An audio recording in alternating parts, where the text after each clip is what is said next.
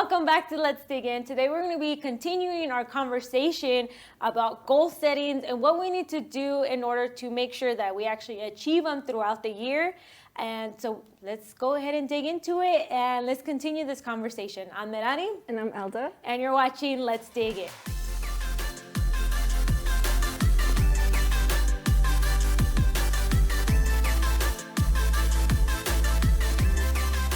As I just mentioned, we're going to continue this conversation on goals. So let's go quickly over the different ones we had talked about last week so that we can get ourselves prepared for the new ones we're going to be talking about today.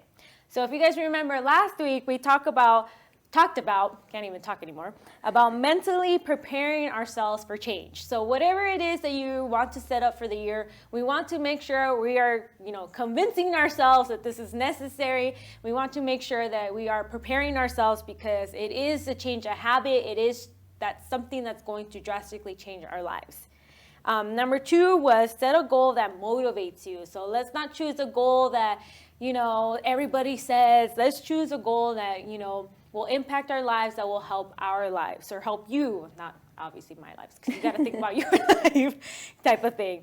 And then number 3, limit resolutions to a manageable amount. Let's not bite more than we can chew. Let's do something that we know we can achieve, especially if you've never done goals before or this is all new to you. We want to do baby steps type of thing. We don't want to just jump full in because it can overwhelm us, and especially if we're not seeing a lot of progress. All right, so those are the review. Hopefully you guys remember them. So today we're going to be talking about point number 4, which is be specific. Now, when I say be specific, when we're writing our goals, we want to say as much detail as possible. We don't want to just leave it general. Vague. Yeah, vague and general, basically. And one of the acronyms that's best known, I think you have mentioned this one before, is the acronym SMART. So we want to work smart, guys. So the first letter for SMART is specific. So articulate the resolution as clearly as possible. So if your goal is to lose weight, we want to be a little bit more specific, having a healthy lifestyle. Right now, we were talking a lot about the spiritual, having a healthy spiritual life. So when we say be specific on that, what does a healthy spiritual life look like to you? Is it having no fear? Is it having joy everywhere, love? What does that look like to you? And, because God is love, so, along that line type of thing. Another one, so that's specific, so that's the S. The M is measurable. We want to make sure it's something that's achievable. Again, going back to the weight one, because that's easy. We don't want to just say lose 10 pounds, or lose weight, actually. That's the vague. So we want to say specifically, okay, I'm going to lose 10 pounds. Or again, since we're talking about having a healthy spiritual life, we want to say, okay, spending time with God or reading your word. What is that specifically? Is it reading for 30 minutes, an hour, 10 minutes? Whatever it is, we want to make sure we're specific. And then it even goes even more specific too. Is it in the morning? Is it at night? Is it per month? How many pounds are you losing per month type of thing? We want to be as specific as possible, measurable as possible. So we want want to make sure we don't just jump off the back, do 2 hours or something like that when it's really hard to do 20 minutes kind of thing. You got to work your way up. Exactly. Yeah, we want to work our way up. The next one, A in SMART, is attainable. Choose a goal within the realm of possibility, yet challenging. So if doing 20 minutes is really easy to spend time with God, okay, move on to 30. So we do want to make sure that we're still adding kind of more to it. Or start how we were talking about last week. Start where you just put a timer and just go until you stop and see how far you can actually go. Mm-hmm. So for instance, if your goal is to make friends or make sure you be more of a people person, that's a good goal. Maybe if your goal is to make 100 friends a year, obviously that makes it, okay, that seems like a lot.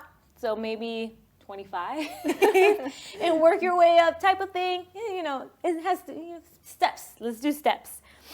Okay, so that one's the A. Then we want to do R in SMART, which is relevant.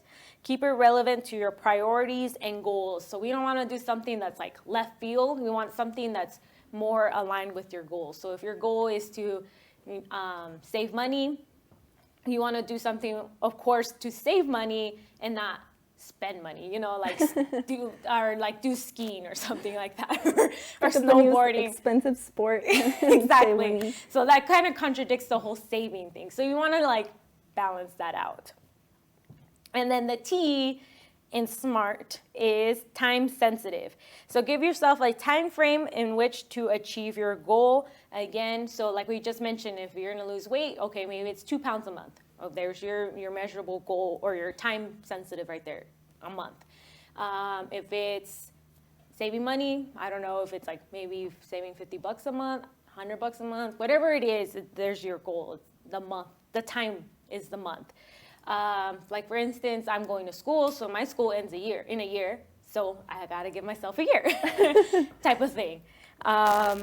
So be time sensitive on that. So, and keep track of progress as well too. That way you're actually achieving that goal. Yeah, and be realistic. You can't save more than what you're spending or what your bills are, so you have to be realistic about it as well. Yes, yeah, so make sure you study that too. So check your income, see how much you can save. Likewise, if for losing weight, it's not just exercising, which obviously takes time. It's also about eating healthy, which takes money.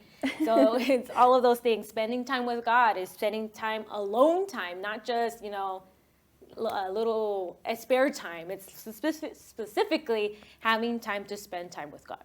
Yes. Okay, so that one was number 4. So we want to be as specific as possible. So then number 5 is break up big goals into smaller goals. So in this one, sometimes, like we mentioned, we bite more than we can chew, or we just put this really big goal. So we want to make sure it's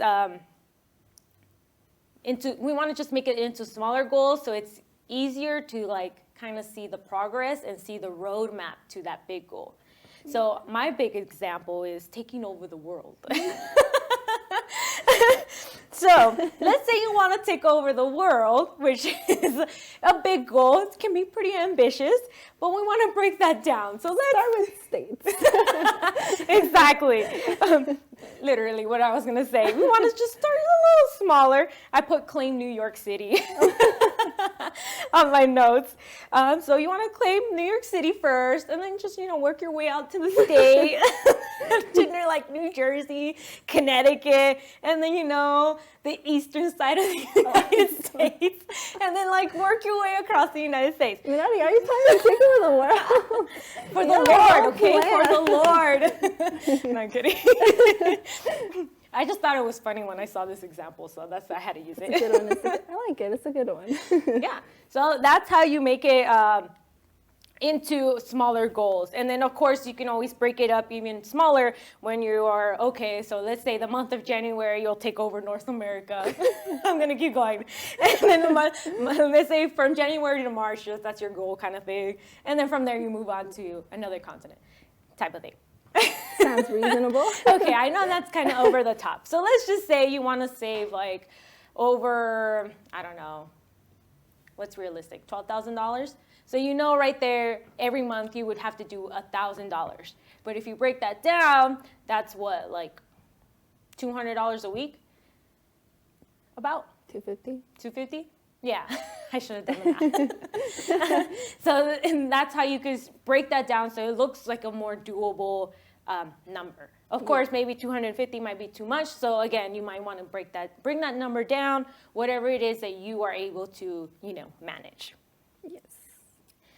Yeah, so this obviously helps us to be able to see the bigger picture. So again, going back to that healthy spiritual life, again, what is the end goal you're seeing? If you're seeing spending time with God for 2 hours, okay, so 2 hours by the end of the year. Okay, how about halfway through the year, you set that goal for an hour, and then maybe we're in January, March.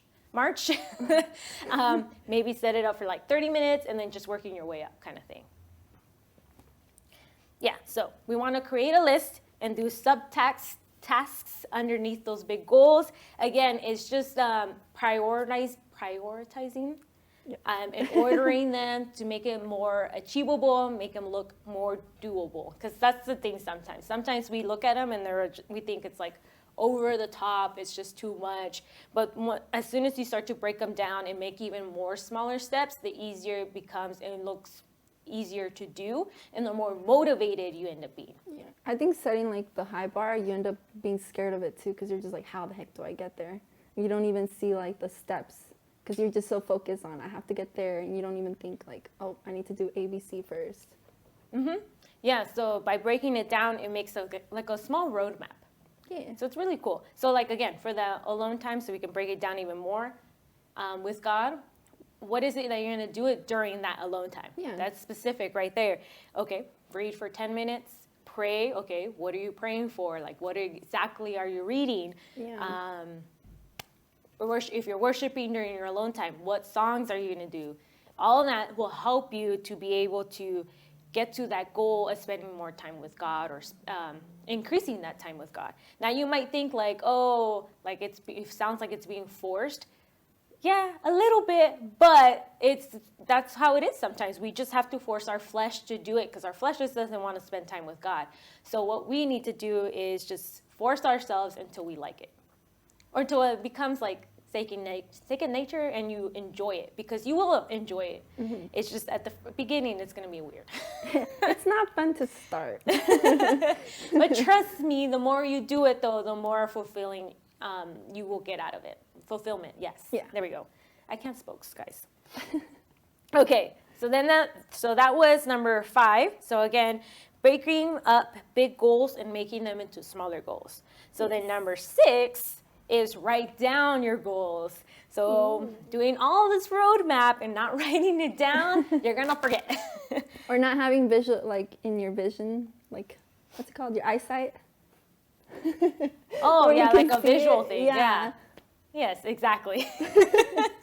Yeah, because I can't spoke either. It doesn't matter how much you think you're not going to forget. Unfortunately, we will forget. You're gonna forget. I mean, I've done it too, where I've done it like pretty good, and then I stop writing it down, and then sure enough, within like a month or pretty much like a month, I'm already slacking on my thing. Yeah. So it's really good to write it down, and to write it down often as well. And it will help you clarify things. And it might even help you to even break it down even more, too, because you start thinking of new ideas. Again, going to that whole healthy spiritual life, you start to think of like other things to pray about, or other passages to read, or other songs to use during your alone time. And it also establishes intention. Like, this is what you're going to do. It's kind of like your to-do list. You know what you have to do. Yeah. And doesn't it feel good when you cross it off? Yeah, I was going to say that. You can see your accomplishments and start checking them off. Like, oh, I did A, I did B, I did C. I only got these left, instead of like, I have all of them now. It's like you can see them slowly coming off. Yeah, exactly. And that just motivates you more. And then it also shows your progress as well, too. Mm-hmm. So like, for instance, if your goal is to like stop biting your nails, taking pictures of the progress of them growing out is going to motivate you, because you see the before and afters. Yeah. As well. So it's kind of cool. Same thing with our alone time, keeping track of like how much we spent time with God, and slowly seeing how much more we're increasing in it will motivate you even more, because you're just like, wow, like I'm not even realizing the time, and then how much I'm spending, and how much time you're spending with God as well. And it's no longer a task. It's becoming enjoyable, because you're just like, I actually like it now. Like, you have, I guess, like a set little schedule that you work on, and it's working for you. Yeah. And I mean, it depends on how you want to do it too. It is not specific to like actually writing it down with, pen and paper, pencil and paper. I mean, if you're good with typing and you prefer it that way, type it. Mm-hmm. If you're on the phone can send you reminders all the time. You can always do it that way as well. Printing it out and just having it like your songs and open to where you want to start reading. So you're not like looking for something, it's like you have it prepared. Yeah, exactly. And it's not just that, it's for everything as well. And I need to bring my stuff so you can actually see everything I do. Vision But board? yeah, I have an index card that's literally hangs on my window. On my, what's that? The mirror. I hang on the mirror and I see it every single day. And so that one's that.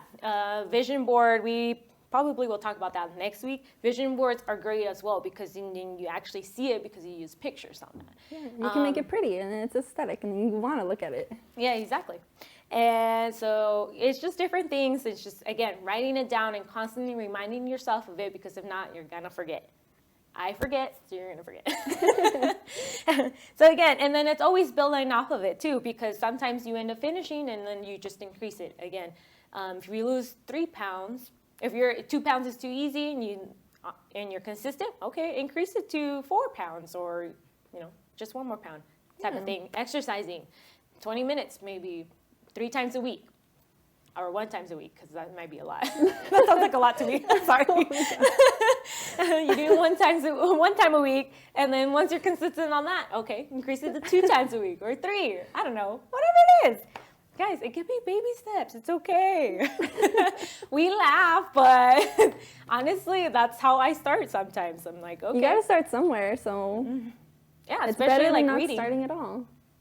Especially like reading or any type of book. Like that was my thing. Especially transition, because I used to be one of those that reads like fantasy books all the time.